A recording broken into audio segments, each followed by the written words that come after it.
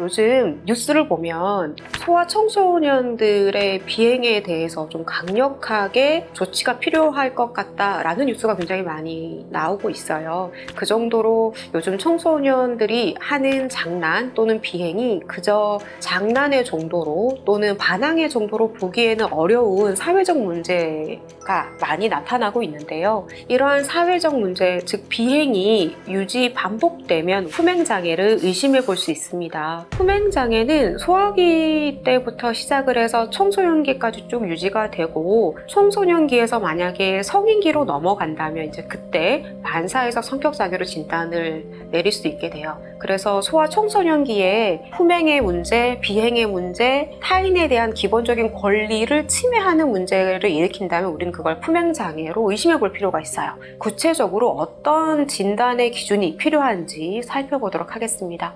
품행장애로 진단을 내리기 위해서는 타인에 대한 기본 권리, 즉 우리가 인간으로서 가져야 되는 당연한 권리, 이걸 인권이라고 하는데 그 기본 권리를 침해하는 행동과 더불어 사회적으로 유지되어야 되는 규범, 규칙을 어기는 행동을 유지하는 것이 품행장애의 기본적인 진단 기준이라고 생각하시면 좋을 것 같아요. 어떤 걸 어기고 비행을 저지르는지는 지금 저와 함께 살펴보도록 할게요. 첫 번째가 타인을 해하는 행동이에요. 여기서 타인에는 동물까지 포함해서 다른 사람과 동물을 해하는 행동을 거침없이 하거든요. 그게 A 기준이라고 생각하면 될 것 같아요. 타인에게 가혹한 행동을 하는데 이게 협박이 될 수도 있고 겁을 줄 수 있는 행동이 될 수도 있고 또한 신체적으로 직접적으로 해를 가하는 태도일 수도 있고요. 실제로는 사람을 먼저 해한다기보다는 사람보다 좀 더 약한 존재인 동물을 해하는 행동부터 대체로 시작을 해요. 그래서 길고양이라든지 집이 없는 강아지라든지 이런 동물을 해하는 행동부터 시작을 해서 그게 점차 나보다 약한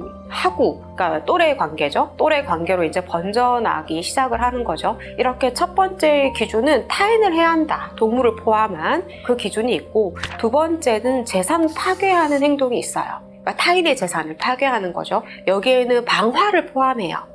이 방화가 분명한 고의를 가지고 있는 방화를 포함한 재산 파괴라는 진단이 포함이 돼요. 그래서 내가 고의적으로 저 사람의, 심지어는 우리 가족일 수도 있어요. 가족의 재산을 없애버리겠어, 파괴해버리겠어 라는 의도를 가지고 방화를 저지르거나 아니면 훔치거나 이런 행동이 이제 비기준에 해당이 되고요. 세 번째 말씀드릴 품행장애의 진단 기준은요, 속이고 훔치는 행동이에요. 타인의 물건을 훔치거나 또는 내가 원하는 걸 얻기 위해서 타인을 속이는 행동에 거침이 없어요. 그래서 굉장히 자주 거짓말을 하고 자주 절도나 내 것이 아닌 것을 거침없이 그냥 가지고 오는 행동을 보이기도 합니다. 여기에는 무단 침입도 포함이 돼요. 내 집이 아닌 곳, 내가 들어가선 안 되는 곳, 가게일 수도 있고요. 심지어는 차, 이런 거에 무단 침입해서 내 것인 마냥 사용을 하는 태도도 보이기도 합니다. 그래서 여러분 뉴스를 보면 청소년들이 다른 사람의 차를 무단으로 취득해서 운전을 한다거나 이런 뉴스를 본 적이 있을 거예요. 물론 그 모든 청소년들이 다 품행장애라고 할 수는 없으나 품행장애 한 특징 중에 하나라고 생각하시면 좋을 것 같아요. 그리고 청소년임에도 불구하고 사기를 친다거나 위조를 해서 타인의 물건을 가지고 오는 행위를 하기도 해요. 이것은 대면에서 내가 물건을 훔치는 것과 좀 별개의 문제이거든요. 사기를 친다는 건 예를 들면 내 물건이 아닌데 다른 사람들끼리 그 물건을 내가 가지기 위해서 그냥 이렇게 가서 훔쳐오는 게 아니라 모의를 하고 작전을 짜서 이렇게 물건을 가지고 오는 행위까지 할 수 있다는 거, 그 특징 중에 하나라고 기억해 주시면 좋을 것 같아요. 마지막 진단 기준이 심각한 규칙 위반인데 13세 이전에 무단결석이라든지 가출이라든지 이런 문제들이 일어나면 품행장애 특징이라고 우리가 볼 수 있습니다. 여기서 우리가 기억해야 되는 건 무단결석과 이 가출 이런 문제들이 13세 이전에 일어난다는 것을 좀 기억할 필요가 있어요. 근데 대체로 이런 문제들을 우리가 청소년기면 그럴 수 있지라고 생각을 하고 그냥 넘겨버려요. 그러면 이게 성인기로 이대로 넘어가 버리면 우리가 반사적 성격장애로 가는 걸 막을 수가 없어요.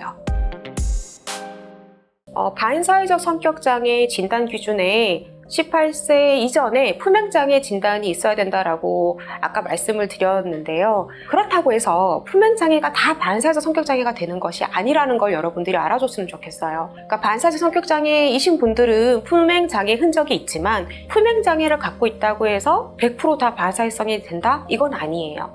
품행장애를 갖고 있는 청소년들에게 우리 어른들이 그리고 환경이 사회가 어떤 것을 제공해주고 어떤 환경을 마련해주고 어떤 변화를 제공해주느냐에 따라서 품행장애가 반사회성이 되냐 안 되냐의 관건이기 때문에 어떤 아이가 저 품행장애를 보이고 있어, 쟤는 반사회성이 될 것 같아, 쟤는 가까이 하지 말자, 이렇게 해서는 안 된다는 얘기를 드리고 싶어요.